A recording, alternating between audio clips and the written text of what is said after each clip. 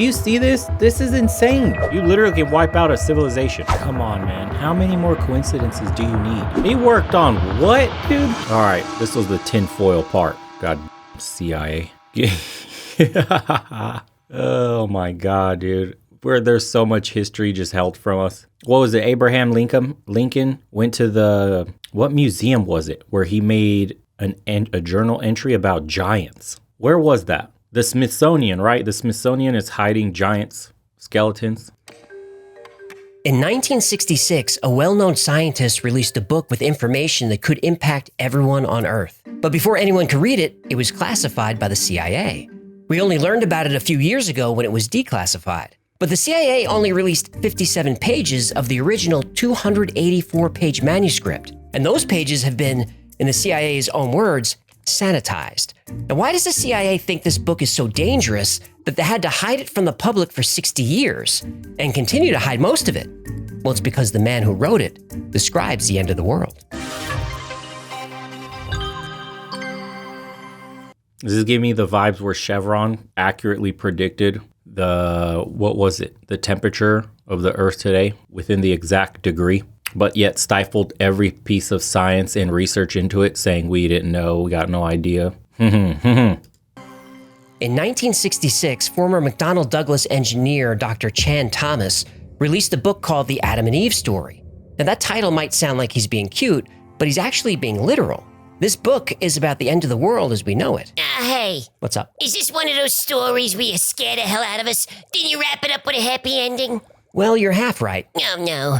If I soil my bowl again, you gotta remember to edit that out. They didn't know you had an accident. You just told them. Well, Thomas presents evidence of a coming shift in the Earth's poles that creates a cataclysm. And Thomas says these pole shifts are cyclical, that on regular intervals, a disaster wipes out almost all human life, and we start over again in the Stone Age. He says we're actually the 6th advanced civilization to evolve on Earth. There may have been even more civilizations that have been here, but the further back you go, the harder it is to know for sure, because some of these civilizations occupied continents that no longer exist. Now, Thomas isn't the first scientist to publish this theory. In 1958, almost 10 years before the Adam and Eve story, Charles Hapgood published The Earth's Shifting Crust, which discussed the Earth crustal displacement hypothesis. This theory says that sometimes the Earth spins really fast and the continents are rearranged. When Hapgood proposed the idea of continental drift, it was called pseudoscience, but Hapgood had his supporters. In fact, Albert Einstein wrote the forewords for 2 of his books. Now, of course, we know that Hapgood was right. The continents do move. They drift apart and collide together over and over again, and have done so for almost 4 billion years. Pangaea was the supercontinent that broke apart to form the land masses that exist today. But before Pangaea, there was the supercontinent Gondwana, which existed for 400 million years. Before Gondwana, there was Pannotia. Before that, Rodinia, Columbia, Atlantica, Arctica, Kennerland, Ur, and Valbara. These were all— Dude, and imagine during this, what civilizations have went? What's left? How could we find any of this out? Fuck, man. What was this? It's just so tremendous. Thoughts on the news, AB Earth's poles reversing. Sure, we're about to find all out. supercontinents that eventually broke apart and reformed. After working with Einstein and a few other scientists, Charles Hapgood released the book The Path of the Pole as an update to his Chat, if you had a time machine and you can go infinitely in the past or the future, what would you pick? Future or past? I'm curious. I thought of that question. Either way, it's interesting. Past, a lot of past, future. previous theories. In this book, Hapgood suggested that the Earth's poles— The future tells you how humanity ends or turns out. The past tells you how we started. What's more interesting? are constantly moving. Again, this piece of pseudoscience was eventually proven true. Hapgood believed that a pole shift between 15 and 40 degrees occurred around 9600 BC, or 11,600 years ago. Younger Dryas. Now, the Piri-Reis map is something that has baffled scientists for hundreds of years. On the Piri-Reis map is the continent of Antarctica, but Antarctica wasn't discovered until 1820, and Piri-Reis— 1820 in European history, white history, basically. 1820 is when Antarctica got discovered. What the it's already on maps older than that. Isn't that wild? I'm telling you guys, all our world history is just written from winners recently still alive or barely dead in the span of human civilization. It's all very recent. Just started watching 80-90 Star Trek. I'd definitely go to the future if I could. Thanks, Ryan. Definitely passed, and I'll play the NPC music once. Later, we got some dating shows, yeah. Claimed the information on his map came from much older maps. If Charles Hapgood was right and the Earth's axis was shifted 15 degrees from where it is now, Antarctica wouldn't be completely covered in ice. Hapgood believed an Ice Age civilization, long forgotten, mapped the coast thousands of years ago. Though Thanks, many John. of Hapgood's theories have proven to be true, the Ice Age pole shift is still controversial. We do know the poles shift over time. We also know the continents drift over a very long period of time. But Dr. Chan Thomas, in his book The Adam and Eve Story, says the shift happens in less than a day. Chan Thomas describes in detail what this will be like, and it's worse than any Hollywood disaster movie ever conceived. Far worse. Chan Thomas begins his book with a chapter that describes exactly what we'll experience during this pole shift event. But before we get into it, now might be a good time to hit pause and grab fresh underwear. I've learned to listen to him when he says that. With a rumble so low as to be inaudible, then fueling into a thundering roar, the earthquake starts. Only it's not like any earthquake in history. In California, mountains shake like ferns in a breeze. The mighty Pacific rears back and piles up into a mountain of seawater more than 2 miles high, then starts its race eastward. The wind attacks, shredding everything in supersonic bombardment. The mountain of Pacific seawater follows the wind eastward, burying Los Angeles and San Francisco as if they were but grains of sand. Across the continent, the 1,000-mile-per-hour wind wreaks unholy vengeance everywhere, mercilessly. Now here's why there's such violent wind. The Earth spins about 1,000 miles per hour. We don't feel this because everything is spinning together. The land, the water, the atmosphere. Now Thomas says that when the pole shift happens, the Earth's air and water continue to spin, but the land masses stop. In many places, the Earth's molten sublayer breaks through and spreads a sea of white, hot liquid fire. In a fraction of a day, all vestiges of civilization are gone, and the great cities, Los Angeles, San Francisco, Chicago, Dallas, New York, Boston, are nothing but legends. Barely a stone is left where millions walked just a few hours ago.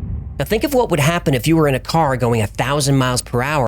Holy shit, dude. Imagine this happening in the past. Imagine that, and you're like, oh, we're the first civilization. For sure, 100%. Totally, dude. We're only 3,500 some, whatever they say how old we are, either in the biblical books or what we find for bones or pottery or all that other shit. Bro, this all happens in the span of a day, correct? Can you imagine? You literally can wipe out a civilization. Or that suddenly stopped. Now think of what would happen if a large city going 1,000 miles per hour suddenly stopped. Skyscrapers would collapse. Millions of people would be thrown around like they were in a food processor. Very few people would survive that. But survivors are the unlucky ones, because moving across the country at the speed of sound is a 2-mile-high wall of water, mud, and debris. South America finds the Andes not high enough to stop the violence. In less than a day, the entire continent is burned by molten earth fire, buried under miles of violent seas, then turned into a frozen hell. Everything freezes: man, beast, plant, and mud in less than 4 hours. When the shift happens, the land on Earth stops moving, so the sun stops moving in the sky. That means one side of the Earth is going to get really hot, and the other side really cold. A temperature drop of 180 degrees. That means even the warmest parts of the planet are going to be 80 degrees below zero. Everything is frozen solid within 4 hours. Europe cannot escape. The Alps, Pyrenees, Urals are shrunken, then heaved even higher when the wall of seawater strikes. Western Africa and the sands of the Sahara vanish. The fury marches on for 6 days. During the 6th day, the ocean starts to settle. The Bay of Bengal Basin just east of India is now at the North Pole. The Pacific Ocean just west of Peru is at the South Pole. New ice caps begin to form in the new polar areas. Greenland and Antarctica, now rotating equatorially, emerge with verdant tropical foliage. Thomas is predicting a 90-degree shift of the Earth's axis, basically turning the planet on its side. The poles move to the equator, and the equator moves to the poles. New York lies at the bottom of the Atlantic, covered by unbelievable amounts of mud. Of San Francisco, Los Angeles, Chicago, Dallas, and Boston, not a trace is left. The cataclysm has done its work and drives the pitiful few who survive into a new Stone Age. we join Noah, Adam and Eve, Atlantis, Mu and Olympus. And Jesus joins Osiris, Tahora, Zeus, and Vishnu. In the first chapter of his book, Dr. Thomas paints a terrifying future. But how likely is it? In the next few chapters, Thomas goes on to not only prove his pole shift is possible, that it's happened before and will happen again very soon. In fact, there are signs that it may have already begun. Bruh. Every culture has a flood myth. Abrahamic religions have Noah's flood. The Mayans have the Huracan flood, where the word hurricane comes from. Ancient Hawaiians have the Nu'u flood. The Sumerians wrote about a flood in Gilgamesh. Europe, Asia, Pacific Islanders, and native tribes from all over America. They all talk about a great flood that cleansed the earth so civilization could start again. Now, one myth is just folklore. Two myths are a coincidence. 4D flood myths?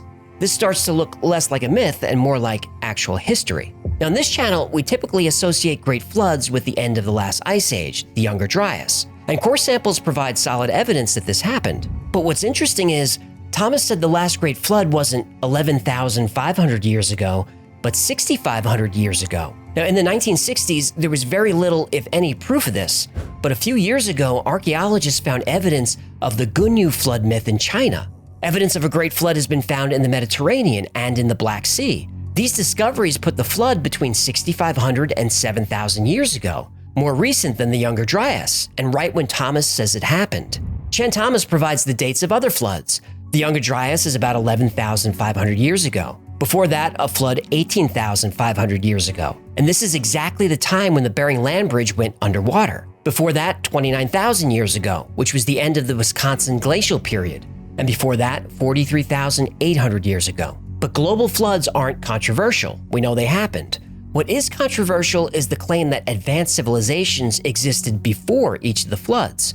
Mainstream archaeology and paleontology say the first civilization emerged in Mesopotamia 6,500 years ago. But what if that was just the last reboot? Ooh, like the Batman movies? Exactly. The Dark Knight Rises is the best one. Can we discuss Batman later? I'm trying to talk about the end of the world here. Agreed. Ooh, that's why I keep interrupting. Coward. When we look at the erosion around the base of the Great Sphinx, we see patterns that were formed by running water. Vast amounts of water moving at tremendous speeds. But if this is water erosion, that means the Sphinx was created before the last flood 6,500 years ago, which is before the emergence of the Egyptian civilization. Archaeologists hate that idea. And they really hate the idea that the Sphinx was built over 10,000 years ago. But there's other evidence of a cataclysmic pole shift, specifically of a great mud flood and a sunken continent. Do you mean? I mean Atlantis. Aunt Jemima! Chan Thomas makes some pretty extreme claims in the Adam and Eve story. Extraordinary claims need extraordinary evidence. In his dialogues, Plato famously introduced the world to Atlantis, the advanced utopian society that was destroyed in a cataclysm. Now, until definitive proof of Atlantis is found, it will continue to be considered a mythical land. But that won't and shouldn't stop people from looking for it. There is a geological feature in Northwest Africa called the Richat structure, also called the Eye of the Sahara. It's There it about the is. right size and shape for Atlantis. Plato described the city as concentric rings with a waterway flowing out. But even among Atlantis believers, there's debate about whether this is a man-made structure or a natural one. But what I find fascinating is near the Eye of the Sahara and all over the planet, you'll see large ripples in the landscape. Now, on the ground, these look like rolling hills, but they're actually about 50 feet high, the size of a 5-story building. And they were caused by water. A lot of water. This is one of the craziest things you'll ever see. These ripples, repeated ripples in an area where there's nothing else like it. This is the fingerprints of the flood. That's what it is. Wow. The water here, Joe, that did this, the way to visualize this is to, again, begin to think of tsunami. Here, what you have to visualize is a tsunami sweeping over the land that's over 1,000 feet deep. And it's sweeping down over this land at probably 200 or 300 million cubic feet per second, which is an inconceivable amount of water. But Atlantis isn't the only place lost to this disaster. On the other side of the world, we have another lost continent. This is called the Land of Mu. Mu is described by Augustus Le Plongeon and later by James Churchward, both of whom translated very old texts from the Maya and India. Both of these cultures, on opposite sides of the world, describe a vast continent in the Pacific that reached Hawaii in the north, and as far south as Easter Island, and as far west that it almost reached the islands of Japan. James Bramwell and William Scott Elliott, both proponents of this theory, claim the continent was destroyed in a cataclysm 11,500 years ago. There's that date again. The Yonaguni Monument off the coast of Japan is said to be the underwater ruins of Mu. Nam Madol in Micronesia is considered to be the southern part of Mu. The site is full of structures made of enormous logs of volcanic rock. Nobody knows who built this or how, but their society was advanced. Just recently, LiDAR imaging from the air shows that at one time, Nam Madol had an artificial irrigation system that could bring fresh water to residents all over the area. The eastern part of Mu is Easter Island, and there could be evidence of a cataclysm there. On Easter Island are the Moai statues, and you've seen these. It's lots of heads, about 1,000 actually. And most people don't realize that these statues have bodies buried deep underground. So there are two options. One, whoever built the statues first dug holes, then buried 30-foot tall, 80-ton statues up to their necks, then filled in the holes. Or two, the statues were completely above ground, but at some point were buried by something. And look at Easter Island. It's a tiny island in the middle of nowhere. At one point, 12,000 people lived there. Where did they come from? Mainstream anthropology says that people from Polynesia took a canoe out thousands of miles in the middle of the Pacific and hoped for the best. But if the continent of Mu was real, then they could have just walked there. This could also explain why Polynesian languages share similarities to Greek, and maybe why on Easter Island they worshipped a sun god called Ra'ah, which is awfully close to the Egyptian sun god Ra. And Come on, man. How many more coincidences do you need? Think about this. Purely chance? This is a coincidence. All of this ties in. Super. It's a coincidence. Don't worry, citizen. What? So what's left of Easter Island, what's popping up there, could have been a giant mountain range before this all went underwater. the connections don't stop there. There are similarities between Greek, Egyptian, and even Indian gods, as if all these cultures intermingled or came from a single source. Chan Thomas lays out some good evidence for the cyclical cataclysm theory. But the big questions are how and when will it happen? Well, you're not going to like the answer. Dr. Chan Thomas lays out a compelling argument for a coming global cataclysm. But when? Well, to answer that, we have to understand how it happens. In the story of Adam and Eve, Thomas includes a diagram showing the cross-section of the Earth and a description of the process. The process of a cataclysm is known now. Look at the cross-section of the Earth inside the front cover. You'll see two molten layers, the orange ones. The important one is the thin molten layer starting 60 miles down, extending 60 miles deeper to 120 miles below the surface of the Earth. The thick, deep molten layer starting 1,800 miles down at the bottom of the mantle and extending 1,300 miles deeper is the outer core. Seismology has proven these two orange layers to be molten, and they are white hot, over 2,500 degrees Fahrenheit. Now, Dr. Thomas was able to predict seismic activity all over the world. Inside the Earth, the electrical and magnetic structure of the interior makes the layers act as if they were near solid. As long as the magnetic and electrical structure of the Earth maintains its orderliness, it keeps rotating on axis in a normal manner. Every few thousand years, the magnetic and electrical orderliness in the shallow molten layer is disorganized, to the extent that the shallow molten layer is allowed to act as a free liquid, which then serves as a lubricant for the ice caps to pull the shell around the Earth's interior so as to have the ice caps shift about 90 degrees into the torrid zone. When this event occurs, the layer beneath the Earth's crust turns from solid to liquid. Then the land masses can slide around freely, and the weight of the ice caps then yanks the Earth off axis. In 1/4 to 1/2 a day, the geographic poles move to the torrid zone and all hell lets loose. Well, that's an understatement. The atmosphere and the Earth's oceans don't shift with the shell. They just keep on rotating west to east, and at the equator, that speed is about 1,037 miles per hour. So while the shell shifts with the poles going to the equator, the winds and oceans continue eastward, blowing and flooding across the Earth at supersonic speeds, inundating continents with water miles deep, destroying everything with which man has ever dealt, including himself. That's a summary of the process. Oh, when is all this supposed to happen? I need time to get a steel-reinforced bow. Well, Chan Thomas updated his prediction in 1993 and said the shift would happen in 7 years, around the year 2000. He mentioned that Nostradamus and Edgar Cayce made the same prediction. Yeah, but that's over 20 years ago, which means we're due. We're due. There's a lot more to the Adam and Eve story, but those are the bullet points. And if you want to read the entire book, there are links below. So, should we panic? Well, let's address a few items in the book and see how they compare with known science. But first, let's clear up a few things. I told the story based on what's in the book and in the articles and videos floating around the web. The videos aren't completely accurate. First, you'll hear that Chan Thomas is a made-up name. Because the subject matter was so explosive, he wrote the book under a pseudonym.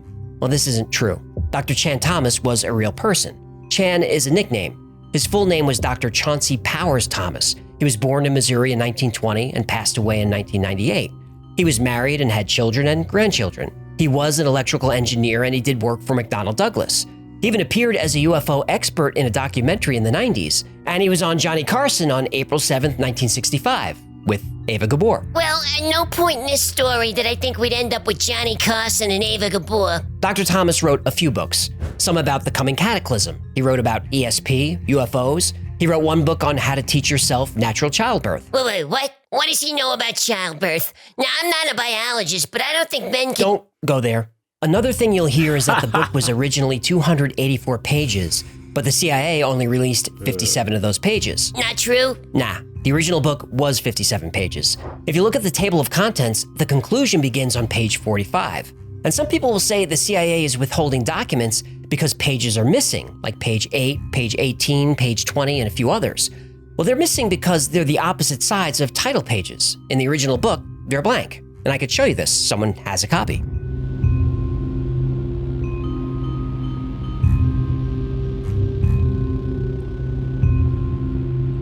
So the CIA document is the whole thing. Oh, then why classify it? Well, that's a bit of a mystery. Aha! What was classified was the book, an inter-office memo with a shopping list for some tools and car parts, and a folded-up article snipped from People magazine. Well, that's pretty random. Yeah, if I had to guess, this document was in the possession of a caseworker and it was classified just as a matter of course. In 1966, the year it was classified, Dr. Thomas was working at McDonnell Douglas on UFO and anti-gravity technology. He also worked as a project engineer at Bell Labs on a missile guidance system. Chan Thomas was known to be highly intelligent, but very eccentric. The classified documents were probably part of a background report or maybe someone just keeping an eye on him. You'll hear that the book was... He worked on what, dude? And we're gonna dismiss him as a little eccentric? Hold on. But very eccentric. The classified documents were probably part of a background and it was classified just as a matter of course. In 1966, the year it was classified, Dr. Thomas was working at McDonnell Douglas on UFO and anti-gravity technology. Bruh. We're gonna dismiss this guy as a little wonky. What? Oh my God! Also worked as a project engineer at Bell Labs on a missile guidance system. Chan Thomas was known to be highly intelligent, but very eccentric. The classified documents were probably part of a background report or maybe someone just keeping an eye on him. You'll hear that the book was banned, but it wasn't. Just this one document was classified. There were copies in circulation. He also published follow-ups in 1971 and 1993, and neither was classified. As for the content of the book itself, Thomas doesn't provide any solid evidence. He makes a lot of deductions from old texts, some of which are pretty big leaps. And it seems like he's borrowing ideas from other catastrophists like Hapgood, Immanuel Velikovsky, and a few others. But he's cherry-picking his favorite parts without giving specifics. For example, his theory about the ice caps knocking the Earth off axis, well, that comes from Hapgood's first book. But after working with scientists, including Albert Einstein, Hapgood issued a follow-up book that explains how he got that wrong. But Dr. Thomas, he sticks with the story. And the liquid crust bit he talks about, he says the Earth's magnetism and electricity become disrupted. He offers no evidence or even an explanation of how it happens, just that it does. Now, there are ice core samples from the eastern part of Antarctica that show it's been covered in ice for at least 1.5 million years. Now, granted, the western side of the continent is a little trickier because it may not have always been covered in ice. But either way, we know for certain it's been down there for a long time. When Chan Thomas released an expanded version of the book in 1993, he didn't make any corrections or provide any new evidence, but he did have chapters on ESP, on UFOs and on angels. It doesn't read as scientific at all. In fact, it's a hot mess. He jumps all over the place without a cohesive narrative. It feels like he gathered a bunch of ideas he had over the years and then threw them into one final book. So, 2 questions. Was Dr. Chan Thomas a serious researcher? No. But is there evidence to support some of his claims? There is. Now, I don't believe Dr. Chauncey Powers Thomas was a serious researcher. Whether he really had ESP or not, I'd rather not get into it. But some of the claims he makes in his book have been proven possible. We know that global floods have happened. The evidence is everywhere. But these floods, specifically from the Younger Dryas, were not from the oceans, they were from the rapid melting of glaciers. Still, they were destructive. They really did create tsunamis 1,000 feet high, and they really raised the sea level hundreds of feet. He says the temperature drops so much and so quickly that everything is instantly frozen solid. He talks about woolly mammoths being frozen with buttercups in their mouths. Now, this is true. Mammoths have been discovered that were frozen in the middle of eating. Now, it takes a long time to freeze a steak, but to flash freeze a mammoth? Those conditions would have to be extreme. According to... Dude, imagine being alive during that exact moment where the temperature changes so savage and instant that you see things ahead of you freezing. It's like the end of the earth. What was that movie? What was that movie about the end of the earth? Holy crap, dude. 2012, yeah. Day After Tomorrow or 2012. Hell. Do you see this? This is insane. We have fully frozen giant elephants. Christ. Thomas, seismic activity is one of the reasons the Earth's axis shifts. This is also true. NASA found that the big Indonesian earthquake in 2004 shifted the North Pole about 25 centimeters east, and the Earth's rotation sped up, which decreased the length of a day by 2.7 microseconds. In 2010, an earthquake in Chile did the same thing. The Earth's axis shifted and the day was shortened again. In Japan the following year, it happened again. Is this a concern? Not really, no. Earthquakes speed up the Earth a little bit, but the moon slows it down. Things stay pretty well balanced. The shifts aren't anything to worry about. Now, the shifting magnetic poles, that is a concern. We know the Earth's poles flip-flop. North becomes south and vice versa. And geologically speaking, it happens a lot. It's happened hundreds of times. On average, the time between shifts is about 300,000 years. But we haven't shifted in almost 800,000 years, so we're way overdue. How do we know it flipped? Well, because when lava cools, it creates a record of the orientation of past magnetic fields, like a tape recorder records sound. Ooh, that's pretty cool, actually. The poles are always moving. In the early 1990s, the North Pole was drifting about 9 miles per year, but that's been steadily increasing. In fact, GPS is updated periodically to account for this. But GPS was being updated every 5 years, then every year, and now every 6 months. The pole is now drifting at almost 40 miles per year, and the Earth's magnetic field is weakening quickly. These are signs that a shift could be coming. So what then? Is that the end of the world? Well, life will go on. Animals that navigate using geomagnetism will be confused, but in a generation or two, they'll figure it out. Animals that don't use magnetism probably won't notice a difference. The geologic record shows no major die-offs during pole shifts, and our species has lived through a few shifts the past 3 million years, and we're still here. Ugh. But Oh no. our ancestors didn't have satellites or GPS or planes. A lot of our technology is going to go haywire, but code can be rewritten and software can be patched. The real danger is in between the shifts. As we approach a pole shift, the Earth's magnetic field gets tangled up and extremely weakened. This leaves us vulnerable to solar activity. Solar winds, storms, coronal mass ejections, these are bad. Without our magnetic field to protect us, satellites will get fried if they're not hardened. Rates of cancer will increase dramatically. And if you think climate change is a problem now, Climate change is not a problem now. yeah, it is. Don't be a sheep. Either way, the climate will be very unpredictable. But the biggest danger is our power grids. High enough solar activity could knock out all electricity on Earth for days or weeks, maybe months in some places. To say there will be civil unrest is a huge understatement. When Dr. Chan Thomas released his book, The Adam and Eve Story, it was dismissed as pseudoscience. But in the 50 or so years since it was published, a lot of his claims can be proven. It would seem that, in some cases, the difference between pseudoscience and real science is just time. And if just a fraction of Dr. Thomas's predictions come true, our time is running out. Pseudoscience, huh? Just a matter of time, guys.